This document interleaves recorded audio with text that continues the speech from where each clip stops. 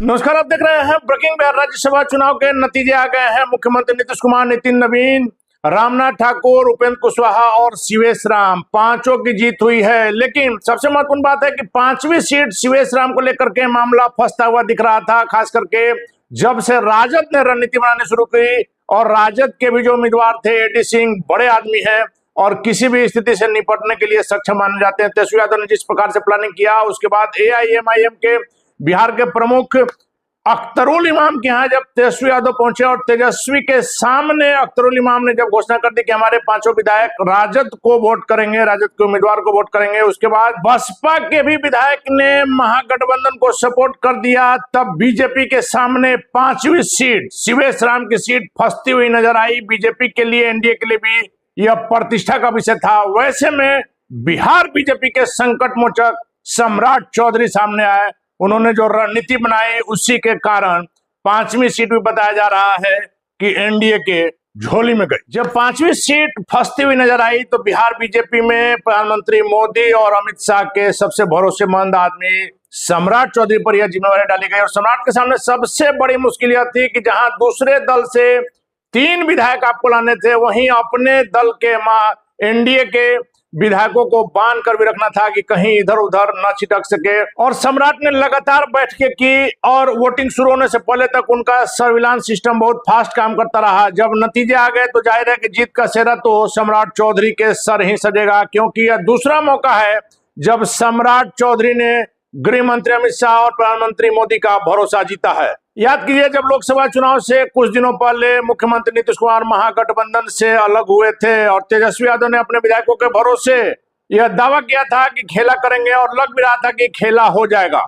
अगले कुछ दिनों में मुख्यमंत्री नीतीश कुमार को सदन में बहुमत भी साबित करना था और बीजेपी से लेकर के जदयू के कुछ विधायक भी नदारद बताए जा रहे थे, उनका लोकेशन भी नहीं मिल रहा था। एक वक्त ऐसा भी आया जब लगा कि मुख्यमंत्री नीतीश कुमार को विधानसभा जाकर के इस्तीफा देना पड़ सकता है और जदयू बीजेपी की सरकार को खतरा हो सकता है। लेकिन उस समय भी सम्राट की रणनीति काम आई। सम्राट ने जिस प्रकार से रणनीति बनाई, उसका फल भी नजर आया। जो गायब विधायक थे वो रडार पर आए और यही नहीं, कुछ आरजेडी के भी विधायकों को भी सम्राट ने अपने पाले में कर लिया और मुख्यमंत्री नीतीश कुमार ने सदन में पूरी तरह से अपना बहुमत सिद्ध कर लिया। इस घटना के बाद भी सम्राट चौधरी ने प्रधानमंत्री मोदी और गृह मंत्री अमित शाह का विश्वास जीत लिया। मुख्यमंत्री नीतीश कुमार के बारे में कहा जाता है कि अपने दुश्मनों को वो कभी नहीं भूलते हैं, लेकिन जब मुख्यमंत्री नीतीश कुमार के साथ सम्राट चौधरी आए, उसके बाद से कहा जाता था कि जिस प्रकार से सुशील मोदी और मुख्यमंत्री नीतीश कुमार की जोड़ी थी, वही जोड़ी सम्राट के साथ मुख्यमंत्री नीतीश कुमार की बन गई। आपको याद होगा, महागठबंधन सरकार में भी सम्राट चौधरी सबसे ज्यादा एग्रेसिव रहते थे। मुख्यमंत्री नीतीश कुमार के खिलाफ लगातार सम्राट चौधरी बयान देकर के चर्चा में रहते थे और यह भी कहा जाता है कि उस समय सम्राट को प्रधानमंत्री मोदी और अमित शाह का वरदान मिला हुआ था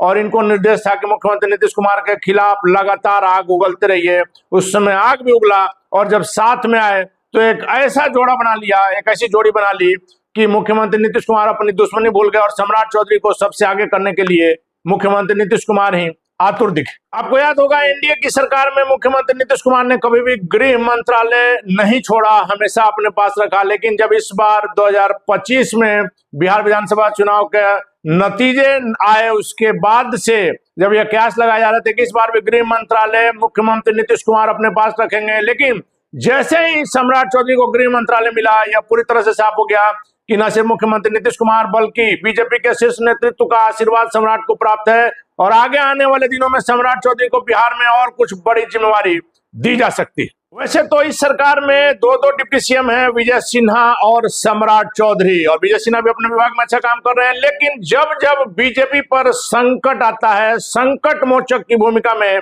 सम्राट ही नजर आते हैं और यही भूमिका उन्हें औरों से अलग करती है और माना जा रहा है कि आगे आने वाले दिनों में बिहार में बड़ी जिम्मेवारी सम्राट चौधरी को मिल सकती है।